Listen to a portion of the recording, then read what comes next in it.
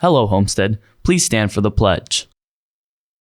I pledge allegiance to the flag of the United States of America and to the republic for which it stands, one nation, under God, indivisible, with liberty and justice for all. Please stay standing for a moment of silence. It was my 16th marathon, and I can honestly say it was the most enjoyable marathon I've ever had. Coming up today on HHS In Depth. While most of us relaxed over fall break, Noah Johanningsmeyer will tell us how two of our teachers traveled across the Atlantic to fulfill a lifelong dream. Along with Michelle Obiama's story on how you can get involved with a competition dedicated to students who love poetry. Plus, in sports, we'll have some postseason results from the past 2 weeks. I'll get you caught up in Down to the Wire. Those stories coming to you today only on HHS In Depth.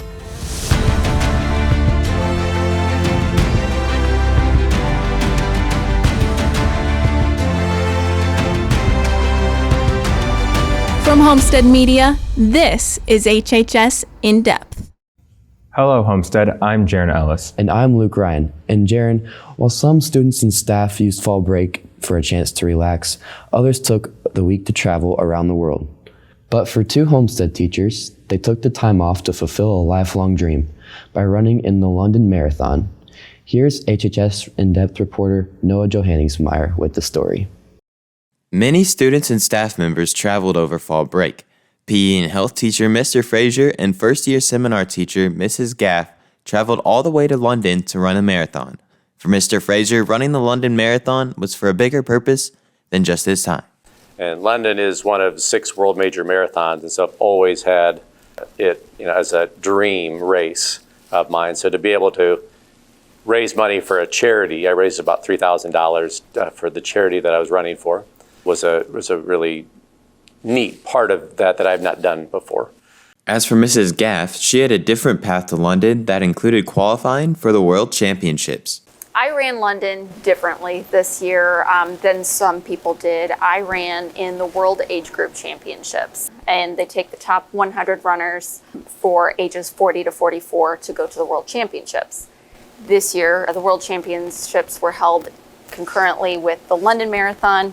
That's how I got to run London this year. And even while managing an injury, the race was still a success for Mrs. Gaff. I'm dealing with a stress fracture right now, so I had to manage that, but I did place very well for my age, and it helped bump my ranking for next year to 27th in the world for my age group. For Mr. Frazier, just taking in all the sights and the atmosphere is an experience he will always remember. I ran by Buckingham Palace. I ran by their Parliament, Big Ben, Westminster Abbey, places that just are filled with tradition and history. It was my 16th marathon, and I can honestly say it was the most enjoyable marathon I've ever had. And these runners are not done yet, as Mr. Frazier plans on running in the New York City Marathon on November 6th. For HHS In Depth, I'm Noah Johanningsmeyer. All right. Thank you, Noah, for the report. Well, each year, Homestead students gather to compete in Poetry Out Loud, a spoken word competition celebrating the beauty of poetry. HHS In Depth reporter Michelle Obiama details how Homestead students can get involved. Poetry. While hearing the word might invoke feelings of boredom in English class, the word carries over 5,000 years of weight behind it. The first poems were spoken and sung. In the modern day, Poetry Out Loud, a poetry recitation competition, allows students to go back to the art form's roots. So Poetry Out Loud is a recitation competition where students memorize poems from the specific anthology, and they choose 2 for the school. So it basically starts at the school level, and then you go to state, and then you can go to nationals, where then you can win scholarships for reciting poetry. As long as you are dedicated to memorizing and learning to be able to perform those poems, anyone can do Poetry Out Loud. After choosing their poems, students begin to prepare for the upcoming competition. You set the pace for yourself. There's really no set process as long as you know how best to memorize your poems and perform them. Every week we work on them. We get feedback from our peers and sometimes Mr. Beer, who hosts Poetry Out Loud.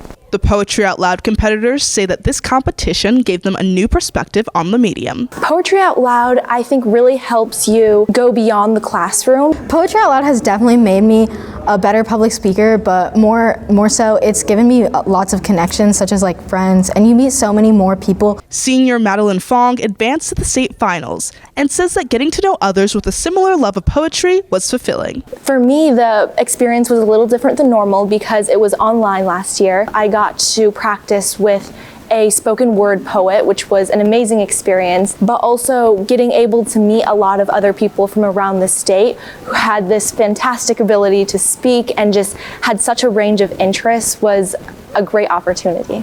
In conjunction with Poetry Out Loud, there's also an optional writing component called Poetry Ourselves.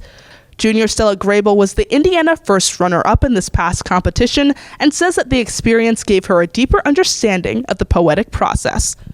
Reciting poetry and writing it are two incredibly different feats. When you write poetry, you definitely have to think about every single component of the poem a lot more, and I think in turn that helps you recite it better because then you're thinking about things like composition and line length and stanzas and things like that. If you're interested in delving into the fascinating world of poetry, there'll be a call-out meeting next Monday, October 17th, and next Tuesday, October 18th, in Mr. Beer's room, room 117. Reporting for HHS In Depth, I'm Michelle Obioma. Starting the week was warm as temperatures were in the 70s, but will it decrease? Stick around later for more information.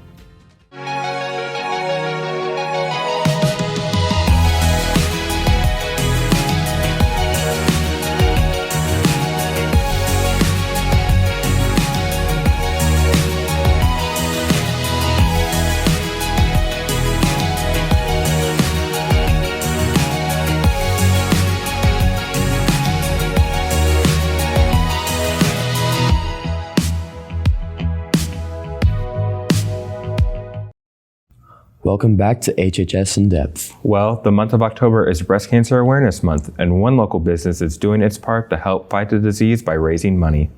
HHS In Depth reporter Nada DeHook is in now with an in-depth look at the Vera Bradley Foundation's Turn the Town Pink campaign. Every year during the first week of October, Vera Bradley supports Breast Cancer Awareness Month by tying up pink ribbons around town. This is conducted by Vera Bradley's Breast Cancer Foundation. Co-founders Barbara Backard and Patricia Miller created the foundation after their longtime friend, Mary Sloan, passed away from breast cancer. They began putting profits from the company towards breast cancer research at Indiana University.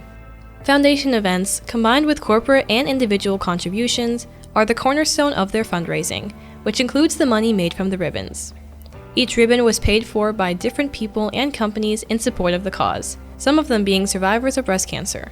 Volunteers from around the city, including Homestead volunteers, helped assemble the bows to be ready to hang around town. Thus, due to the color of the ribbons, the project was titled Turn the Town Pink. If you would like to learn more about the foundation and donate to the cause, follow the link shown below. For HHS In Depth, I'm Nada DeHook. Thanks, Nada. Students, please note that the end of the 9-week grading period is today, which could affect athletic and extracurricular participation. Make sure all work that is still able to be turned in is done before the end of the day today. Also, be sure to discuss any outstanding work policies with your teacher as soon as possible. Do you dream about traveling the world? Get out to the informational meeting on October 26th at 6 p.m. in the Freshman Academy Seminar Room to learn more about the upcoming 2024 trip to Australia, New Zealand, and Fiji. You and your family can RSVP to the meeting by getting the link from the QR code shown here. And speaking of traveling, if you want to experience the thrill of traveling the world, then watch this story from HHS In Depth reporter Mara Nicholson about Homestead's travel club and their upcoming trips. Did you ever want to go to Europe or Japan? Now you can. Experience geography, culture, and more through Homestead's Travel Club. My trip is in July of 2023 to London, Paris, and the Alps. We have added on also, though, Munich and Prague. So it's kind of like a grand European tour. We'll be seeing things like Big Ben, the London Eye, the Eiffel Tower. That's just a few of the highlights, but there's a lot we'll be seeing. I would recommend the Japan trip because The Japanese culture is unlike ours. We're going to learn all about geography, the geology, how Japan formed. It'll be a very interesting blend of culture and science. Travel Club offers students the opportunity to travel the world at a more affordable cost. EF Tours, they have amazing tour guides and everything is planned, and so I think it's a great way to travel out of the country, especially for me since it was my first time. And I think that overall it's just an amazing experience to meet new friends, explore new places, and to really have like a good bond with other people. If you would like to participate in any of the Travel Club's upcoming trips to London, Paris, and the Alps, or to Japan, contact Mrs. Brown or Mrs. Bagdonowitz at their emails below. Reporting for HHS In Depth, I'm Mara Nicholson. Thank you, Mara. And now here's HHS In Depth reporter Emily Adams with a look at the club's meeting at Homestead over the next week. Hello, Homestead. Here's this week's Club Roundup. K-Pop Club meets today, 10:14, after school, and room 924. Euchre Club meets today after school and room 212. The Minority Student Union will meet today in room 611, Dr. Robinson's room, from 2:45 until 3:30. Basket Weaving Club will meet Monday after school in room 210, Miss Lamont's room. The call-up meeting for this year's Poetry Out Loud program will be Monday and Tuesday, October 17th and 18th, after school in room 117, Mr. Beer's room. You only have to come one of the days if you are interested. The next Students for Life meeting will be on Tuesday until 3:15 in room 503, Mr. Tucky's room. Film Club will meet in room 614 next Tuesday after school. They will be finishing The Goonies. The Gay Straight Alliance meets Tuesday in the Media Center until 4 p.m. Audio aficionados will be meeting at 240 in room 600B and will be listening to an album from the virtual band Gorillaz. Chess Club will meet next Wednesday in room 608, Senora Hoon's room, and then they'll move to room 604C, Dr. Ford's room, to play chess. Students for Choice will be meeting Wednesday, October 19th in room 611 in Dr. Robinson's room. Creative Writing Club is meeting after school next Thursday for a novel gathering from 2:45 to 3:30 in room 932. If you can't make it to the meeting, please remember that the ACPL Poetry Contest deadline is coming up. The next Anime Club meeting will be Thursday, October 27th after school in room 924. To get up-to-the-minute club updates and additional information, please check the HHS announcement page on Canvas. For HHS In Depth, I'm Emily Adams. Thanks, Emily. Well, the last few days have had a real fall feel outside. Matthew Otten joins us now to tell us if that trend will continue tonight and into the weekend. Thanks, Luke and Jaron. If you are planning on attending tonight's game at Southside, you can expect mostly clear skies with high winds. At kickoff, temperatures will be in the lower 50s, but as the end of the game approaches, the temperature will drop into the lower 40s, so make sure to bring any warm clothes as those temperatures will drop. Looking further ahead into the weekend, Saturday's forecast will be mostly cloudy skies with a high of 64 and a low of 43. On Sunday, there will be a 42% chance of showers with a high of 58 and a low of 33. The weekend seems to be a perfect time to get some fresh air, but will the weather continue to stay in the 50s or 60s? Stick around and I'll be back later to let you know if the weather will be cooler. Thanks, Matthew. Next in Down to the Wire, Graham DeWitt gets us caught up on all our Spartan sports news over the last week. Stick around, you're watching HHS In Depth.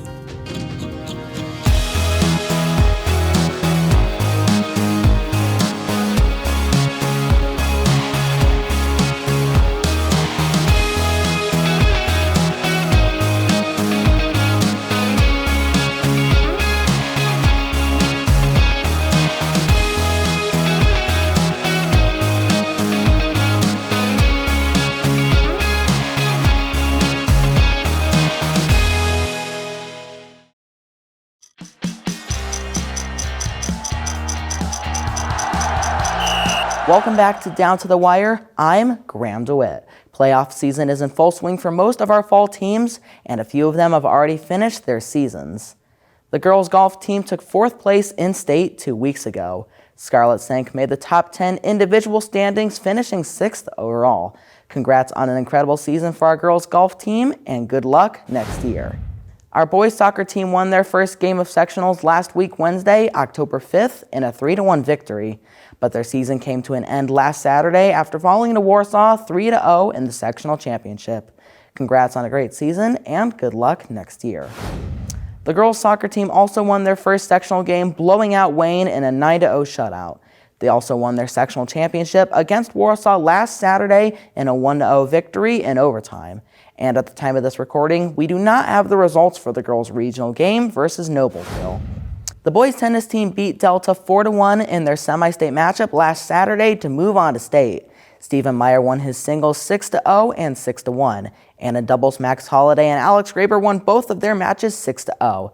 As of right now, the team is currently at Carmel playing Culver Academy. If they win, they will play tomorrow in the state Final Four, which will either be against West Lafayette Harrison or Columbus North. That'll do it for this week's edition of Down to the Wire. Thank you for watching, and Matthew will have a final check of the forecast when we return.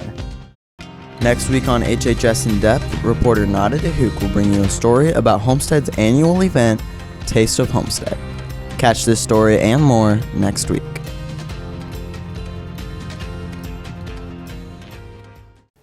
Taking a look at the upcoming week, the weather will be a lot cooler as each day's high will be in the upper 40s. The whole week consists of partly cloudy skies with highs in the mid to upper 50s and mid to upper 40s.